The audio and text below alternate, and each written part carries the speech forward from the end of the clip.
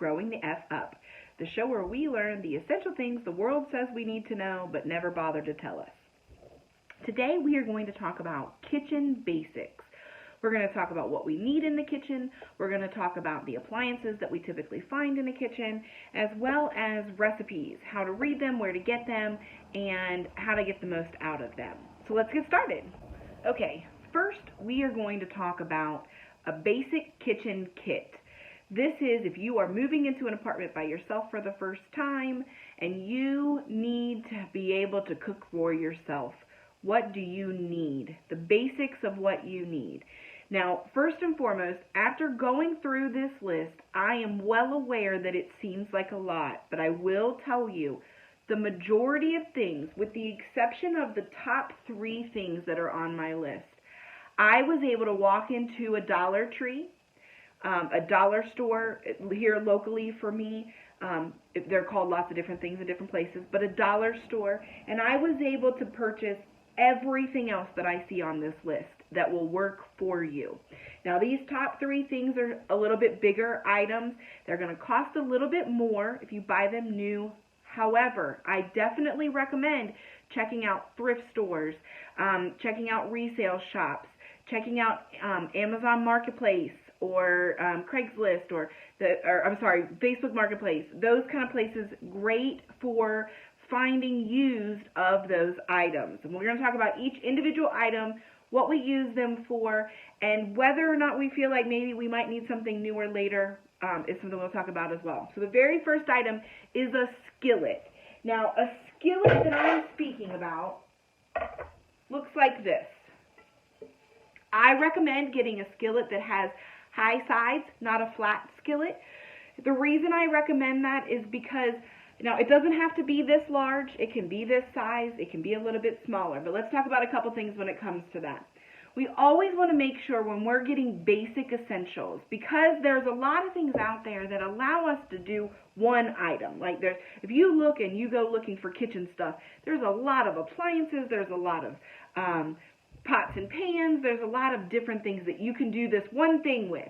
And that's great if that's the only thing you're looking to do. But when you're building a basic kit, you want as many items that do more than one thing as possible, so that you have something that can do multiple things. You always want to look for versatile things. So when I talk about a skillet, I want it to have a high side because sometimes I might be making a recipe that will mean that I need to put a lid on it and cook it for a little bit.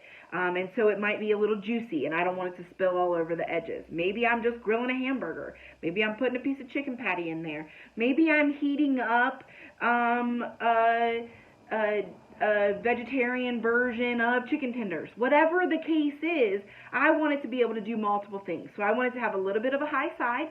These are all things we'll use a skillet for. We can brown meat in it. We can cook vegetables in it. We can stir fry vegetables in it. It's a great versatile item for you to be able to do multiple things in. So that's our first step. We want to make sure we have a skillet. It has a high side. It has a handle. Mine has a handle on the other side. But again, I've been buying kitchen essentials for 20 years at this point, so mine have been upgraded. That's okay. Let's talk about upgrading for just a second. There are going to be things on this list that you will never have to upgrade. You'll look at them and say, that cheap version is absolutely fine for me because I don't do that thing very often. Then there's going to be other things where you're going to be like, man, I use my skillet every single day. So maybe instead of getting a cheaper version, I'm going to upgrade to a better version. Or maybe I get the whole kit and 2 years from now, I get a birthday present and I have the ability to go out and buy something new. I can upgrade always. But the essentials we're going to talk about here are things that you can get right now that will do the job that you need them to do, to get food on the table for you and for anyone else who lives in your home. So that's our first one, skillet. Now, the second thing is you're going to need a pot.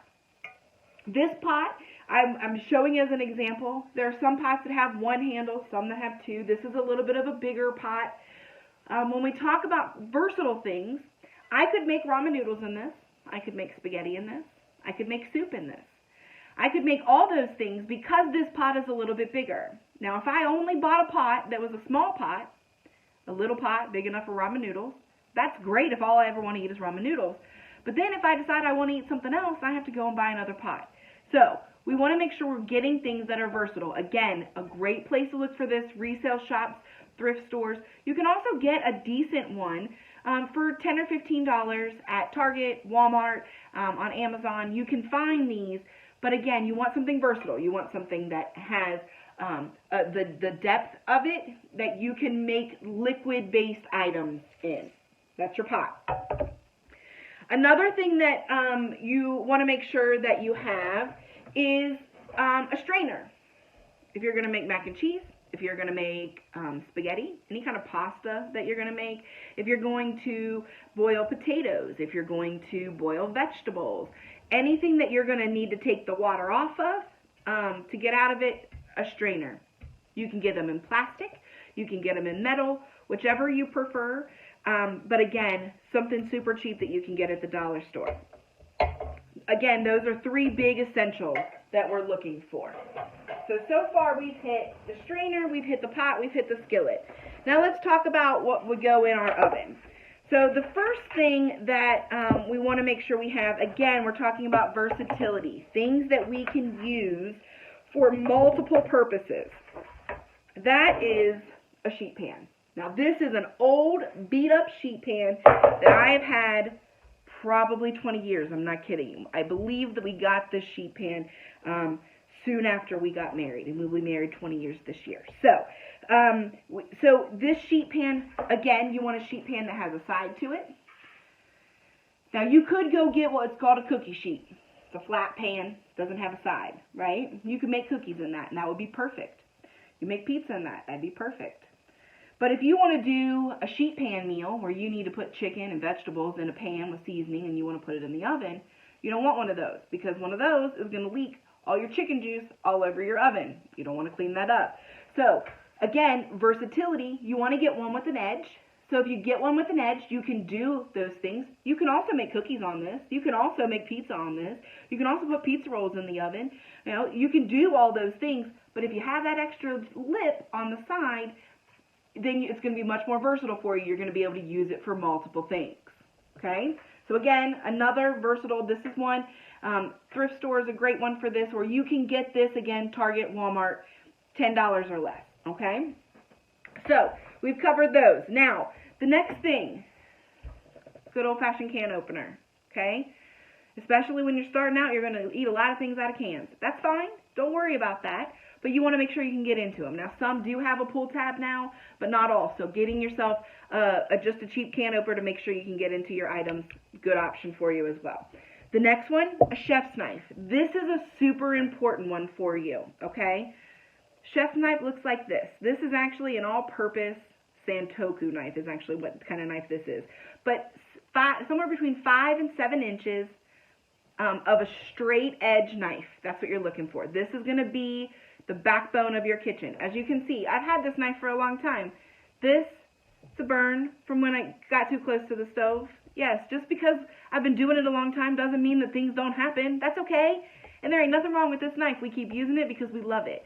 So this knife is great for all your chopping of your vegetables, chopping of raw meats, chopping of anything that you really need to put a knife through. If you need to cut through tofu, if you need to cut through cheese, it's a basic knife that covers all of those things. So you want to make sure you have yourself a basic knife. You also want to make sure you have yourself a serrated knife. I'm going to show you, see those little teeth? Those teeth are really important. Those teeth are going to make sure it can get through bread. Do not try to cut bread. Don't try to cut bread with a knife like this. If you try to cut bread with a knife like this, it just ends up smushed. When you use a knife like this, we saw through bread. Tomatoes is another good one for this. You have to make sure you have a serrated knife for this. A lot of harder cheeses you want to be able to saw through as well. So you want to make sure you have a serrated knife as well. And next thing on our list, a vegetable peeler. This is great for peeling potatoes, peeling carrots, peeling cucumbers.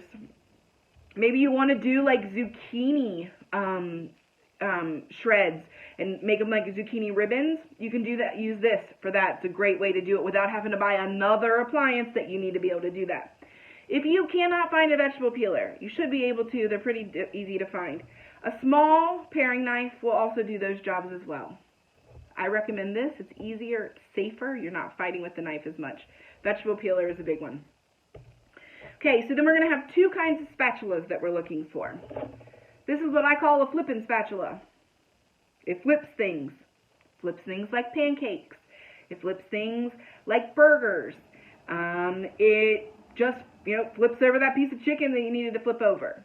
It flips things. We have a flippin' spatula. We also have a scraping spatula. They're both called spatulas. Some people call them flippers. Some people call them scrapers. They're both called spatulas, but there's two different kinds that we need. A flipping spatula, scraping spatula. Scraping spatula does just that. Scrapes things out of bowls and pans. Important object for you to have.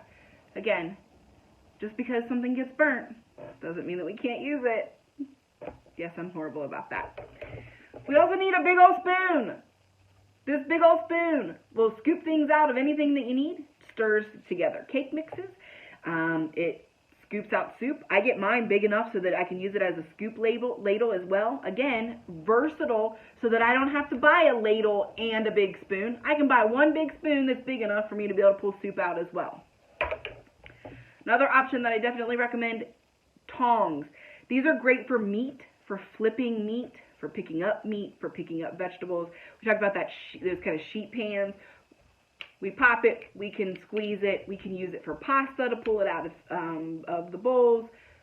Another great item. Okay, two more things I want to make sure that you have in your kit.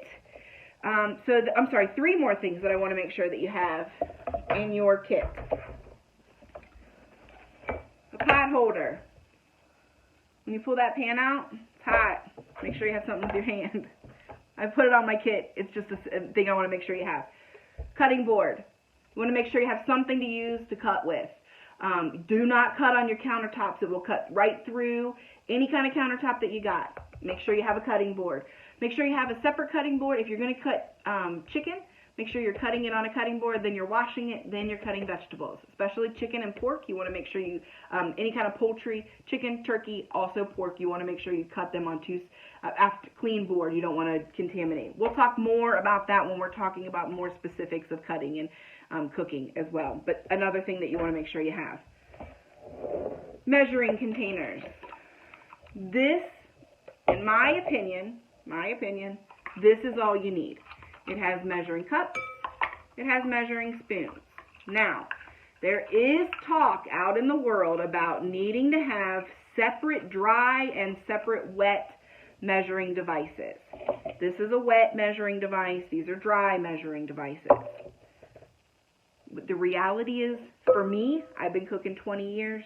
I can use either. It doesn't make a difference, really. It's a slight difference.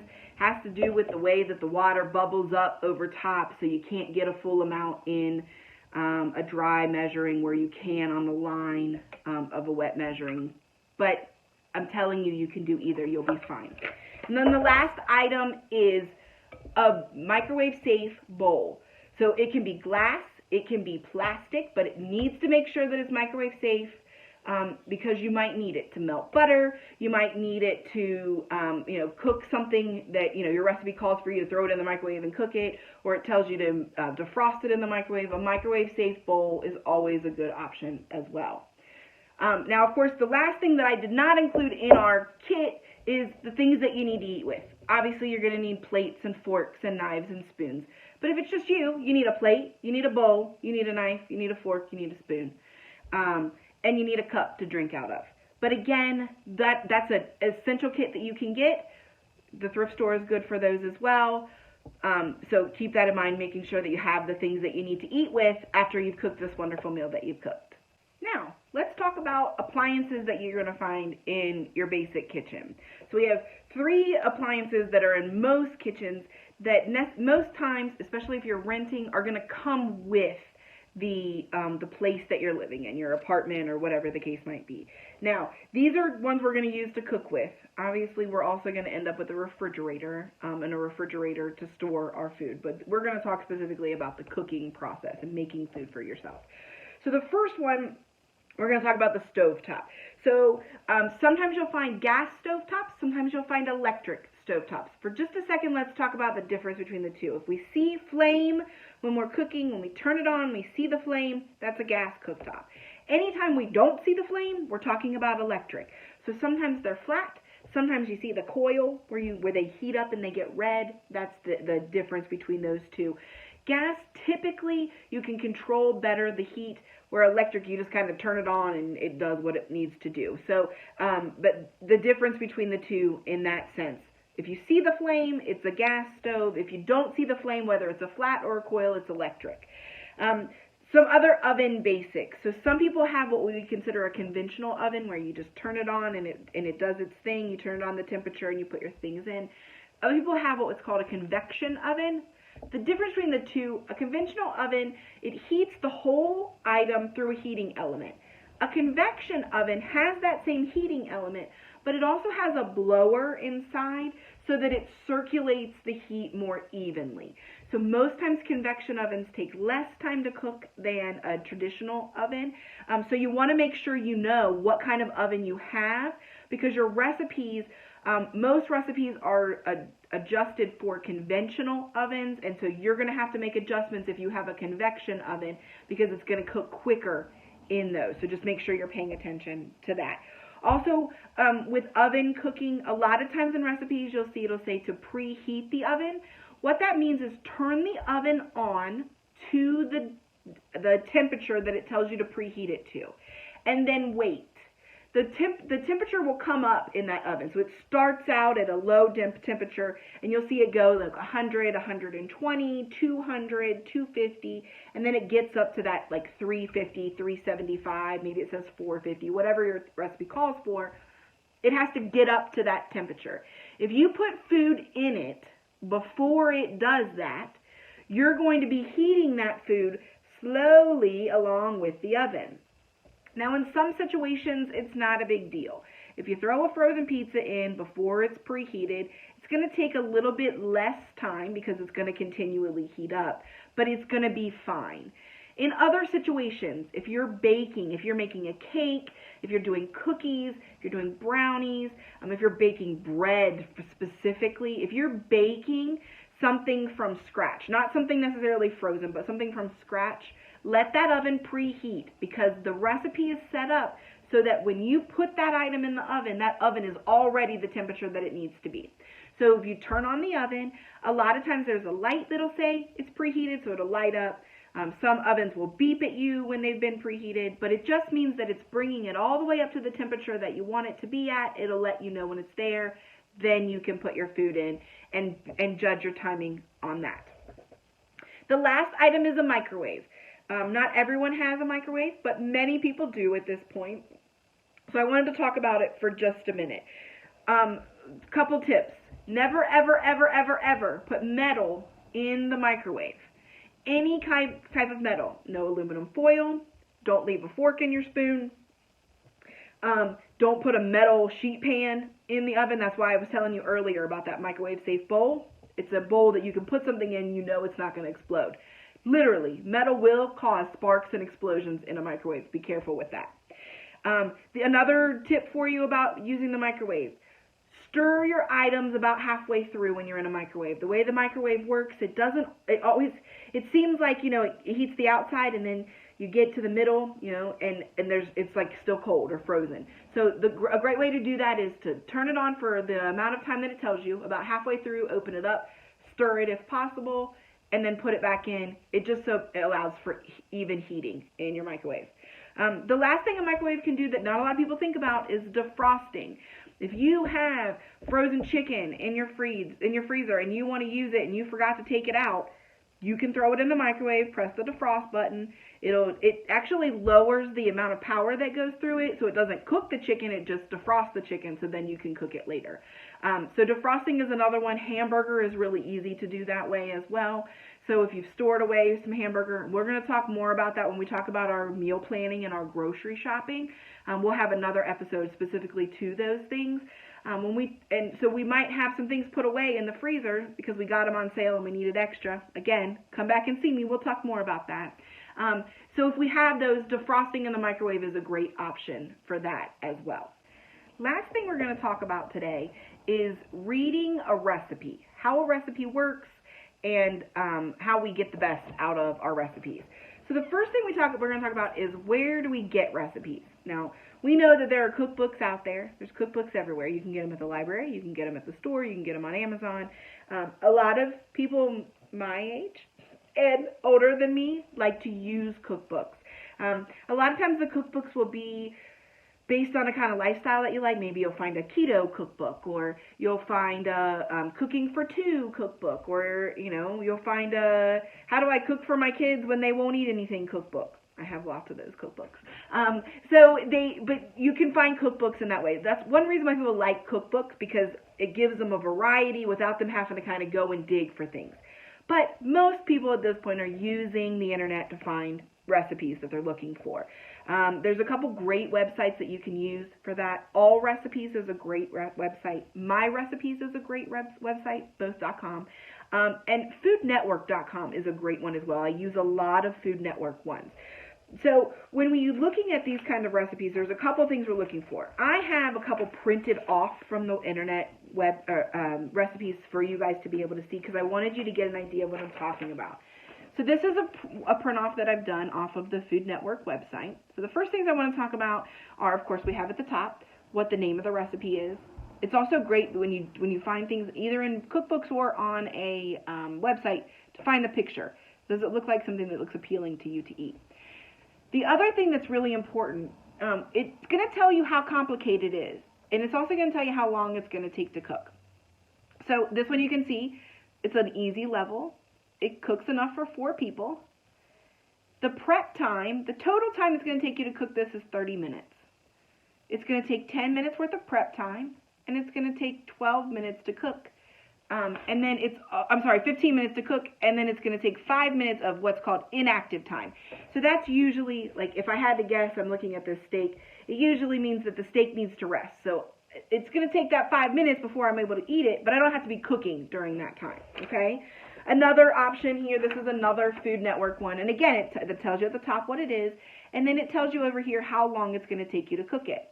Now this matters because if you've only got 25 minutes to eat something, well, maybe I don't have time for this item because it's 23 minutes to cook it, and I don't want to eat it in 2 minutes. That's too quickly. And especially if I have to have everything eaten and out the door in 45 minutes, and the recipe that I have says it's going to take me 2 hours. Well, that's not going to help either. So making sure you're checking that's a big one. Making sure you understand that. And they're in different ways. You can see this is my recipe that has the same kind of information. So at the top you'll see it has that same kind of information. Now that tells us how complicated is it? Is it something I can handle? And how long does it take? The second part is you're going to be your ingredients list. Now, as you can see, just like with my kitchen kit, there's some items that I really love that I'm not going to replace just because an accident happened. The same thing goes for my recipes. Yes, I was cooking this recipe, and it's splattered on my recipe. I'm not going to get a new recipe. I like this recipe, so I've kept the same recipe page. It's fine. Not a big deal. So here's your ingredients list. Okay, so it's going to tell you everything that you need and how much you're going to need of each of them. Okay, another big thing I want you to pay attention to when you're looking at your ingredients. If you look here, it talks about these sweet turkey Italian sausages, and it says casings removed up here. That means it's not going to tell you down here to remove the casings. So you're going to have to do it while you're So before you're done cooking, you need to make sure that's taken care of. Same thing happens down here. It says 1 cup finely chopped onion. So when you are ready to put the onion in down here, it's going to tell you to put the onion in. You need to make sure you've already chopped that onion. It's not going to tell you to do that down here. So you need to make sure, I always say, read from the top to the bottom all the way through the recipe before you start. That's going to tell you. This one says you need to have your cheese grated. Make sure you have your cheese grated before you get there. Another thing about ingredients list that I always want to make sure people are aware of. This one talks about the ingredients that you need for the whole dish, and then this is also going to put a dressing together. So it gave you the ingredients separately. It also down here at the bottom, when it's giving you the directions, is telling you how to cook the quinoa and how to cook the dressing. 2 separate recipes in the same one, okay? So, again, reading from top to bottom when we're talking about recipes, checking all of your ingredients to make sure that you're buying them the correct way. Either if that you're supposed to buy grated cheese and you bought shredded cheese, It's going to be a little bit more difficult to follow the recipe.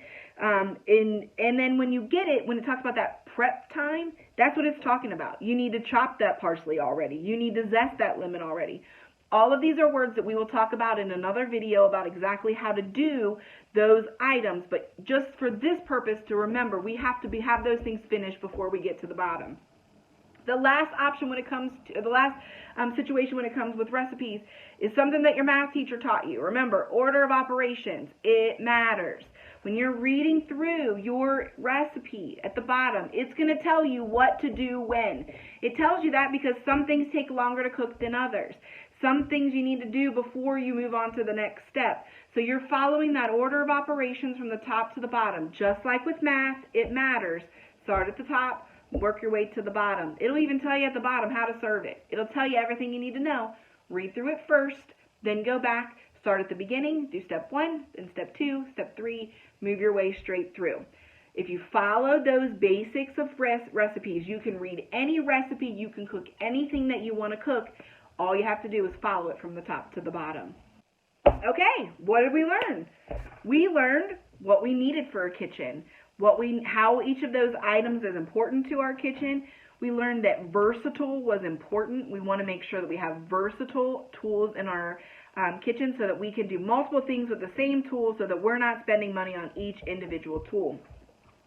We also learned about our appliances and how our appliances work in our kitchen, whether we have gas or electric stovetop, and how to tell the difference. We learned how to tell the difference between a convection oven and a conventional oven and how that matters with how we cook things.